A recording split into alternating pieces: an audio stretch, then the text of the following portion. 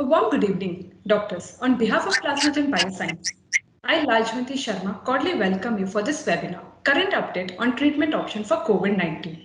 Now I would like to introduce Dr. Rudrajit Paul, who is the speaker for our evening today. Dr. Rudrajit Paul, a consultant physician from Ruby General Hospital, Kolkata. He have done his MD, DNB, MRCP from UK, MPH from Leeds. Now I would request Dr. Rudajit Paul, sir, to take us through the session. Over to you, sir. Thank you. Thank you, Lajwanti. Hello, everyone. Good evening. I am Dr. Rudrajit Pal, and as Lajwanti has very kindly introduced me, I am a consultant physician in Kolkata. Today's discussion will be mainly on the COVID, which is the most important topic in medicine now. However, I will be concentrating on certain aspects of this disease and not the whole disease because it's a very big topic. Okay, next slide, please. As you can see, the outline of my presentation will be somewhat like this. I will give you a very brief description of COVID, and I will mainly describe the clinical features of neurology in COVID infection. And then I will discuss a bit about IVIG use in COVID infection. Next slide. Thank you. So COVID-19, the new strain of coronavirus, I am sure that all of you are now familiar with this virus because it has disrupted our lives all over the world for the last 7 or 8 months. It's a beta coronavirus with a very efficient human to human spread. That's why it is so contagious and it has caused the pandemic. Most cases are asymptomatic, and these asymptomatic carriers, they are responsible for spreading the infection. However, a few cases, like 5 to 10%, they go on to develop a rapidly developing ARDS. This is very bad because this is the section of patients who require critical care, who go into the CCU, and who use up a lot of health resources. This is the fraction for which COVID has become so scary all over the world. So where did this coronavirus come from? In the beginning, there was a theory that maybe it has come from some animals, but we are not really sure.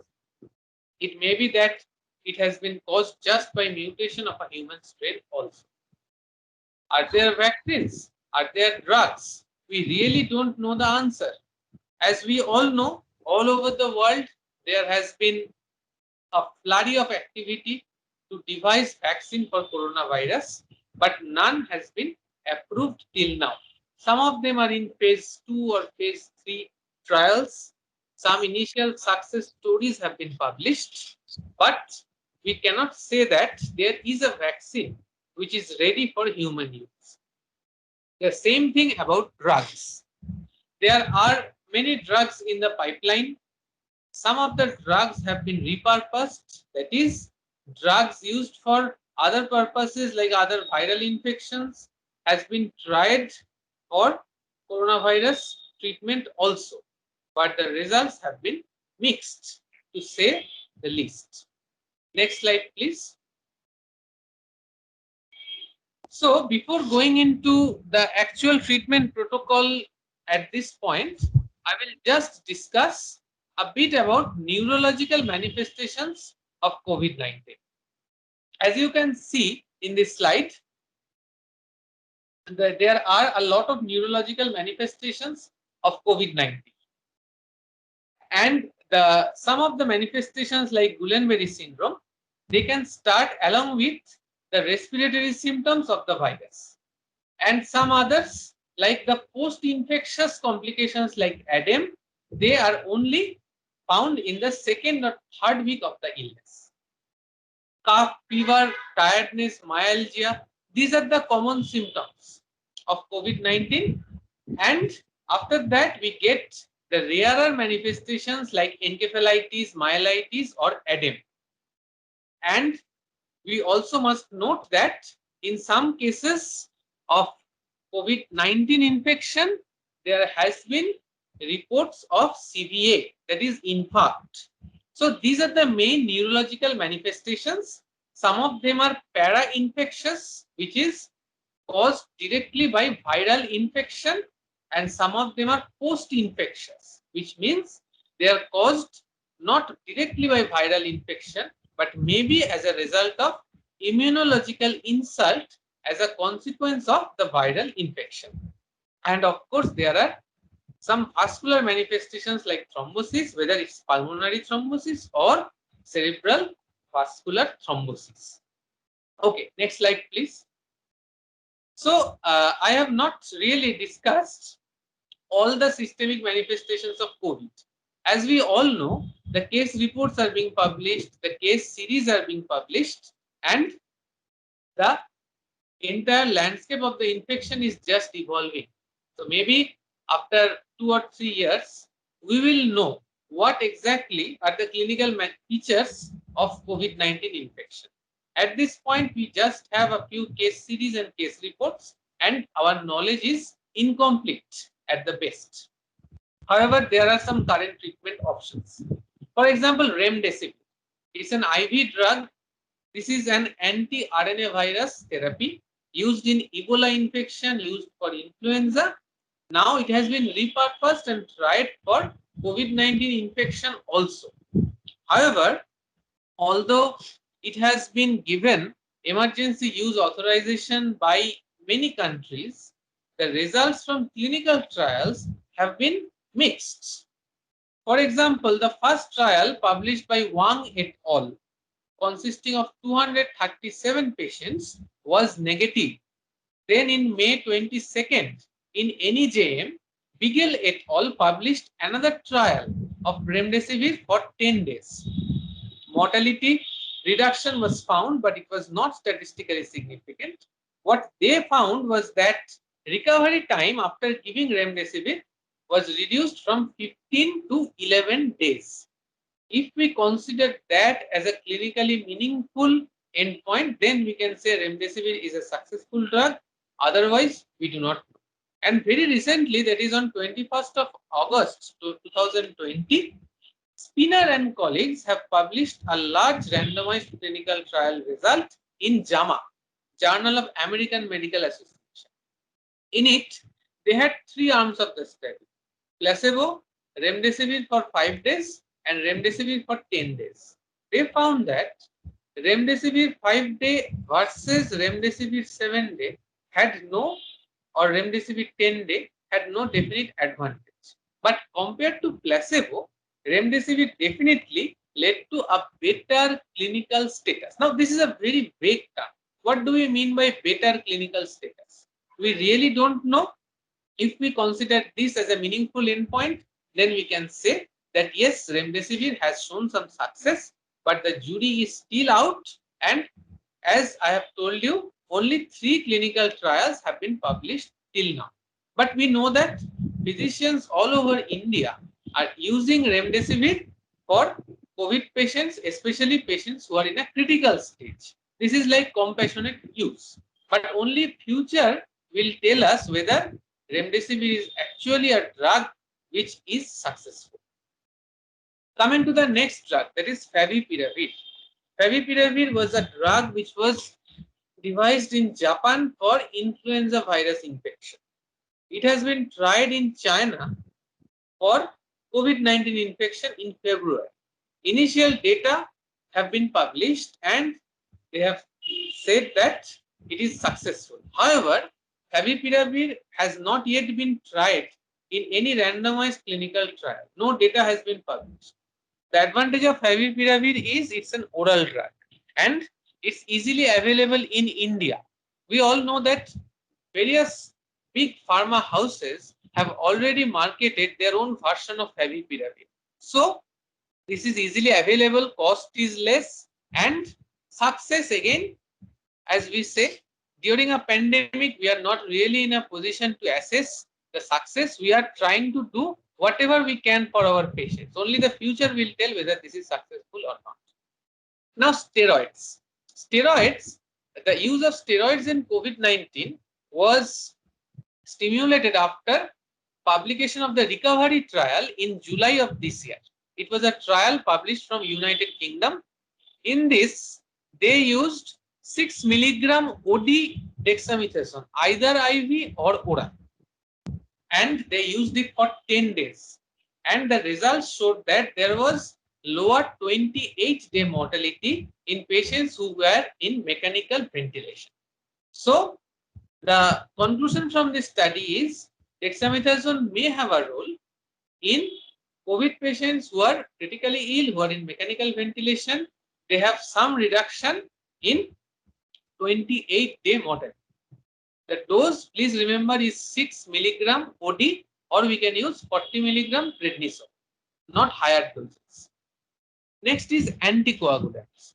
Anticoagulants, again, as I told you in the previous slide, COVID-19 infection is associated with vascular thrombosis like pulmonary thrombosis, pulmonary embolism, cerebral venous or arterial thrombosis. So anticoagulation is used. Now we all know that in critical care, DVT prophylaxis or low molecular weight heparin use is already very common.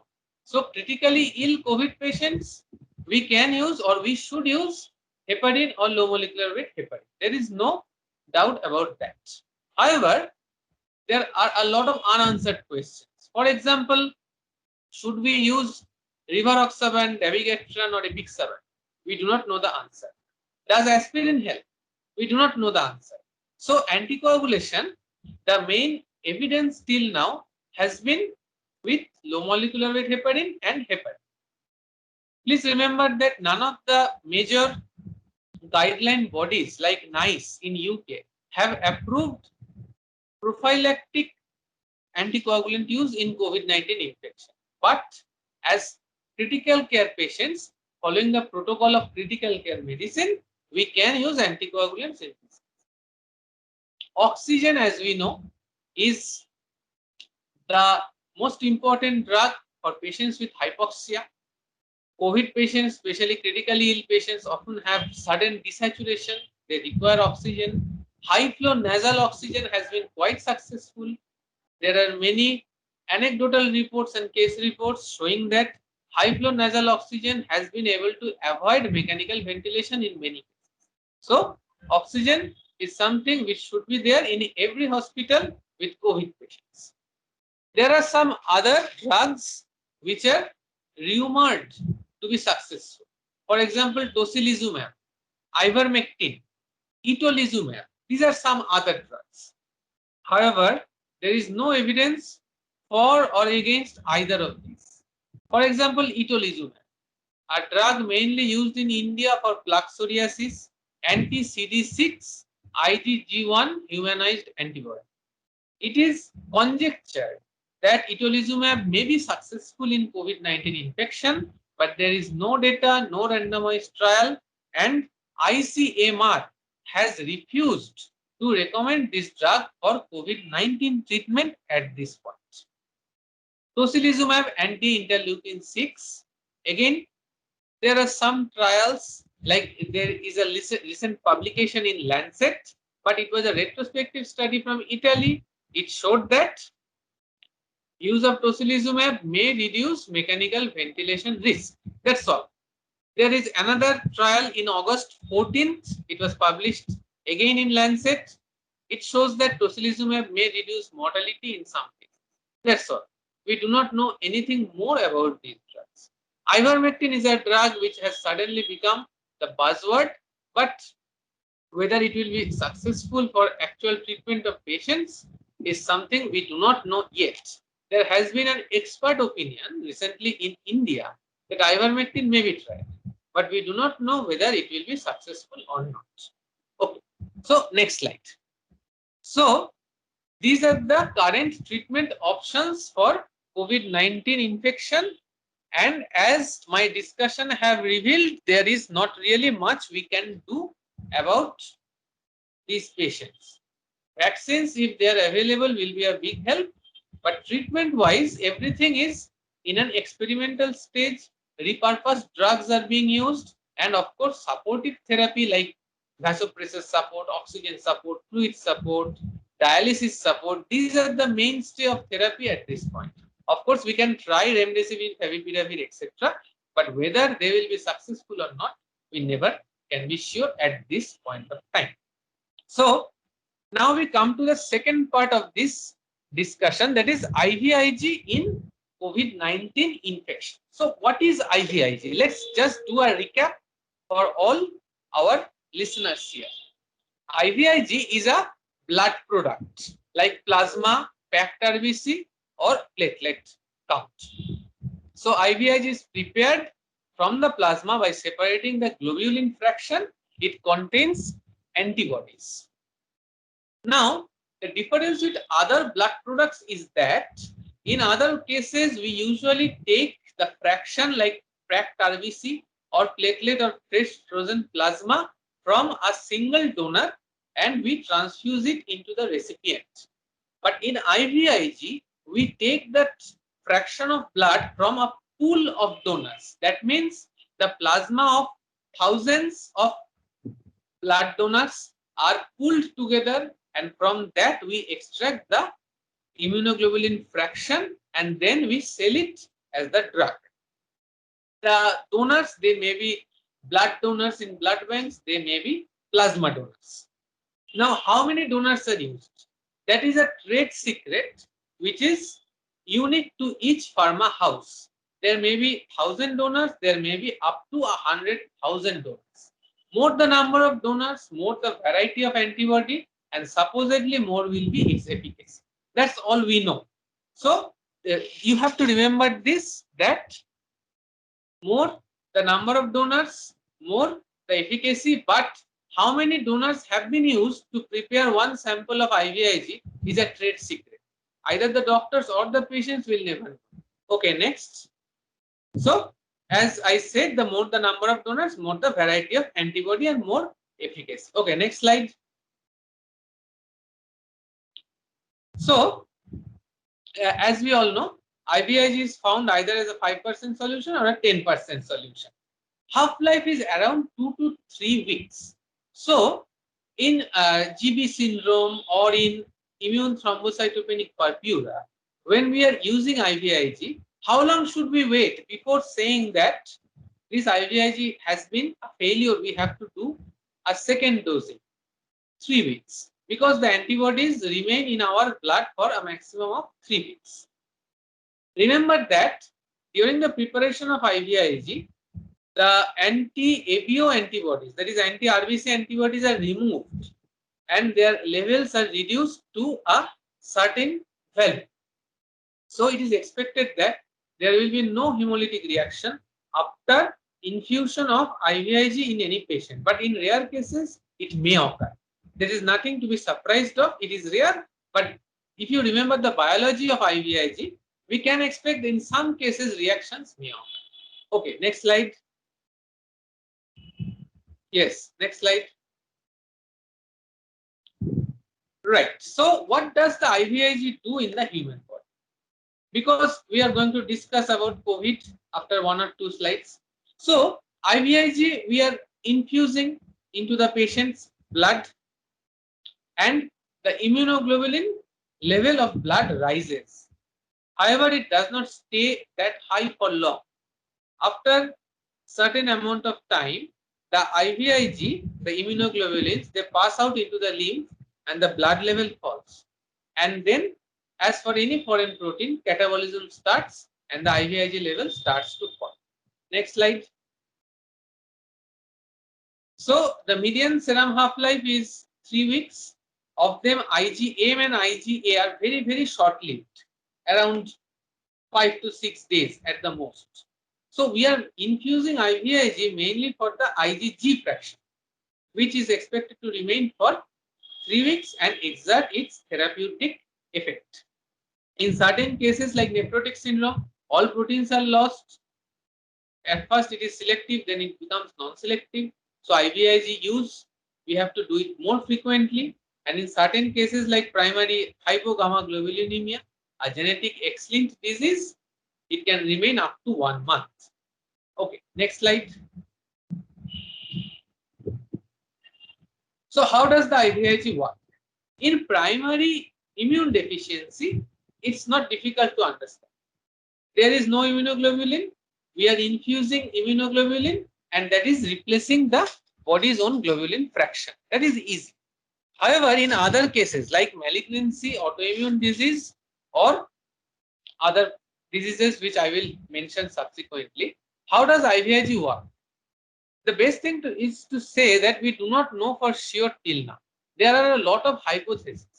IVIG does not have one single mechanism of action. It has at least 10 to 20 different mechanisms of action. For example, saturation of FC receptors, decrease in antibody-mediated cytotoxicity, which may be important for autoimmune disease. Then anti-idiotypic antibodies, that is antibody against antibody. That is important for immune thrombocytopenic purpura, whether anti-platelet antibodies are to be destroyed. Next slide. Then it also has anti-complement action. So complement-mediated destruction is reduced. It reduces cytokines and it can either activate or inhibit cell death. So these are just some of the mechanisms of action which I have mentioned, because I don't want to make it into a physiology or biochemistry discussion. So, but please remember that anti-cytokine action is also there. Maybe this is important in COVID. So next slide. So before going into that, let's just recapitulate what are the uses of IVIG presently in medicine. There are a lot of different indications, but all of these are not FDA approved. FDA approved indications are 5 or 6, like CIDP, Kawasaki disease, chronic lymphocytic leukemia, like that. But the rest of the uses are off label and they are used by internists all over the world. Okay, next slide. Right. So recently autoimmune encephalitis has become very common, and in autoimmune encephalitis also we are using IVIG. So in pediatrics, Kawasaki disease, in neurology, Guillain-Barré syndrome, CIDP, in malignancy, CLL, in infectious disease discipline, pediatric HIV, there are a lot of indications for use of IVIG, and IVIG acts to different mechanism of action in each of the diseases. As I said, in ITP, maybe it is important as anti-idiotypic antibody action. In SLE nephropathy, it may be important as anti-T cell action. In CLL, it may be important as anti-lymphocyte, that is inducing apoptosis of lymphocytes. So IVIG acts through different mechanisms and there are various dosing regimens. Please refer to textbooks for that. Okay, next slide.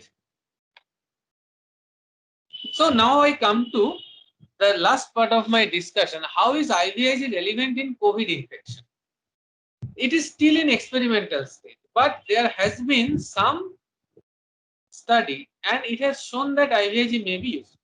So GB syndrome, as for any GB syndrome, IVIG is also useful in GB syndrome due to COVID-19 infection. This was a case series from northern Italy, and there were 5 patients with GB syndrome after the COVID infection. Next slide. As you can see, they have given the clinical and other parameter details of these 5 patients. They were typical GB syndrome patients. If you look at the third column, you can see that they have albuminocytological dissociation, and it is like GB syndrome as for any other infection like influenza or Epstein-Barr virus. And in 3 of the cases, as you can see, the patients improve with IVIG. So it is true for COVID positive GBS as well as for COVID negative GB syndrome. There is nothing different. Okay, next slide. There has been another report from Iran. Iran was another country which was affected severely in the early part of this pandemic, like with Italy and Spain, like in March, April, May, that period.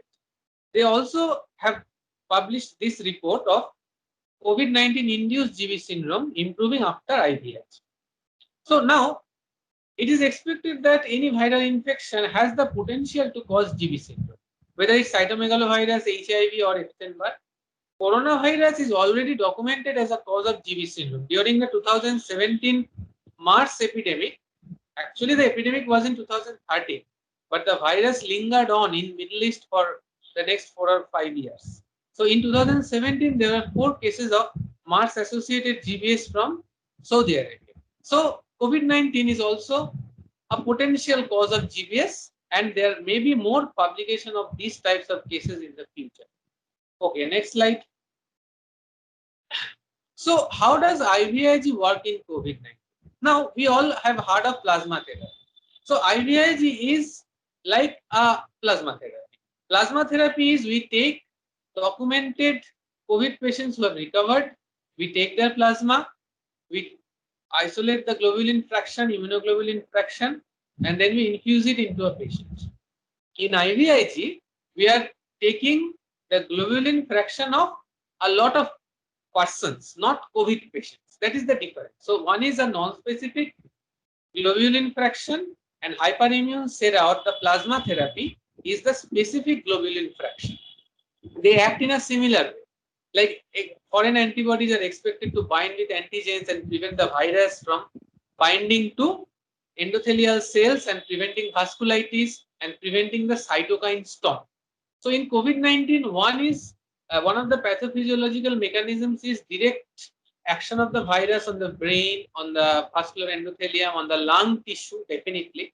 And the other mechanism of action is cytokine release, causing a cytokine storm and causing mayhem inside our body. So IVIG is documented to prevent cytokine storm and prevent this release of harmful cytokines like interleukin 6 or TNF alpha in our body. Hyperimmune serum is specific antibody, IVIG is non-specific antibody. But the non-specific action may be important in preventing the secondary immune hyperactivation in case of COVID-19. Okay, next slide. So there has been some trial.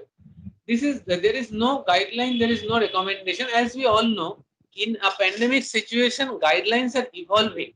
So at this point, it's an experimental stage. In China, they earlier tried IVIG treatment for parvovirus 19 infection, and it was successful. So based on that data or that experience, scientists in some parts of the world have tried to use IVIG for COVID-19 infection also. Next slide. The rationale is, as I said, modulation of inflammation, because in COVID-19, one of the causes of mortality is immune hyperactivation, cytokine storm. So IVIG is an anti-inflammatory drug. It may reduce systemic inflammation. And also, the immune effector cells like dendritic cells, T cells, memory B cells, their activation may be prevented by binding of the immunoglobulins to their Fc gamma receptors. Next slide. So in China, they used IVIG in SARS-CoV-2 patients, and the patients showed normalization of clinical features and alleviation of respiratory symptoms. But as we all know, 3 patients is not a benchmark based on which we can make recommendations. We need more data. Next slide. And okay, next. There was another recent study or a case series from China. They used IVIG in COVID-19 patients with severe pneumonia. Next, and they found that initiation of IVIG along with other supportive therapy can reduce the need of mechanical ventilation, reduce the length of ICU stay, and can reduce 28-day mortality. So, like remdesivir, like favipiravir, we also have some trial data on IVIG. However, as we all know, all of these trials, they are performed with small number of patients. So we do not know whether these trials are adequately powered to answer the question for which they have been done. But what I want to stress on our listeners today is the fact that besides remdesivir, favipiravir, or anticoagulants, IVIG may be an option. It is a pandemic. We do not have any therapy which is known to be effective. So what we are doing is we are trying to use all drugs in a compassionate ground. That is, we are trying to save patients with anything that is there. If you find this theoretically plausible, IVIG may be an option provided other trials show similar benefits. So that's all I wanted to say, and thank you. Next slide. Thank you all.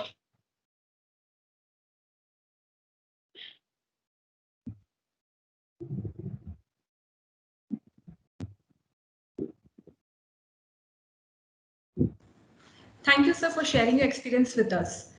Before I proceed with the question round, I would request doctors in the audience, please, if you have any questions, you can, down you have a chat box where you can ask the questions. So in the meantime, we'll just proceed with the questions which was being asked during the registration process with the doctors. Okay. So currently, yes, sir, please tell me. Yes, please go ahead. Okay, sir. So currently, doctor would like to know, can we screen all the pediatric GBS for COVID in present pandemic, as IVIG is already used in GBS? Yes, we can screen them because Guillain-Barré syndrome is one of the manifestations. It's not very common. It is one of the manifestations, but if you have the facility in a pandemic period, I think it is a good idea to screen not only pediatric but also adult patients for COVID-19.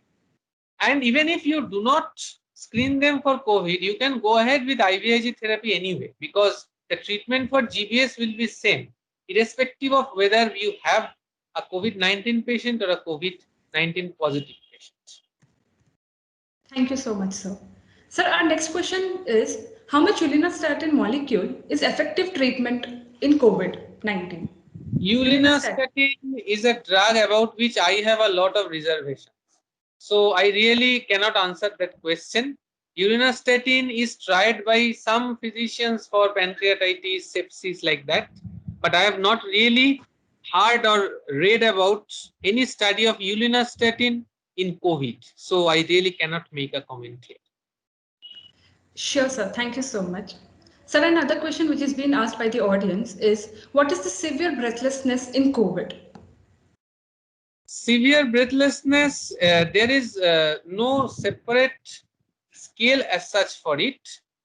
We use the same scale that is used in other situations, like either the MRC scale, Medical Research Council scale, or we can use the parameters used in case of severe pneumonia or severe asthma, like presence of cyanosis, respiratory rate above 30, presence of hypotension, altered consciousness, like that. But there is no specific scale only for COVID. We use our own scales based on which discipline we are working in. Like if we are working in critical care, we will use that scale. If we are working in pediatrics, we will use a different scale, like that. Sure, sir. Thank you so much, sir. So the next question is, what are the impact of COVID in different neurological disorders like GBS, CIDP? Yes, that's the slide I showed. Yes, sir. Okay, can you show that slide again? That was the third slide in my presentation, I think. Yes, this one. So as you can see, no, not this one, the previous one, please. Yes. So as you can see, COVID-19 has a lot of neurological manifestations. As I said, the data is still evolving, but based on the temporal profile of the disease, we can find that some manifestations like GB syndrome can start along with cough, respiratory distress, and some like ADEM, they can occur in the second week of illness. But please remember, these are not common. These manifestations are rare. Fever, myalgia, headache, and dyspnea, they remain the commonest manifestations. But again, in a pandemic situation, for example, if you find a patient with fever followed by a severe, earlier we would think of something else like encephalitis, meningitis, but you should think of COVID now. That's what it is. Yes, sir. And we would take up a last question. It is Yes. regarding the safety precaution measures that should be taken by a common or a healthy people during this COVID. We would like to know your review, sir. Like, how could we do that? Yes, I mean, there are a lot of guidelines already, and we all are flooded with various recommendations and all. So, if we are considering a healthcare personnel, whether it's a doctor, a nurse, or anyone working in a hospital, of course, you have to take precautions like using the PPE whenever you are going into a COVID ward, or of course washing your hands and everything. But for a person who is not associated with the healthcare sector, we do not need to panic. I find a lot of people are panicking. They are thinking that anything, like if someone coughs in front of them, they will catch COVID. It does not happen like that. We really don't know how COVID is transmitted. It may be droplet, it may be airborne. So there is no need to be overcautious, but we should follow the general guidelines like washing hands, of course, then using the mask while going out, and of course, remaining separate from patients with COVID. Remaining separate means remaining in the separate room or remaining just 6 feet away from them. That's all. We do not need to just send everyone with COVID to the safe home or to the hospital because that creates a lot of social disruption. That's what I want to say. Yes, sir. Thank you so much. Sir, there's another question which is being asked by the audience.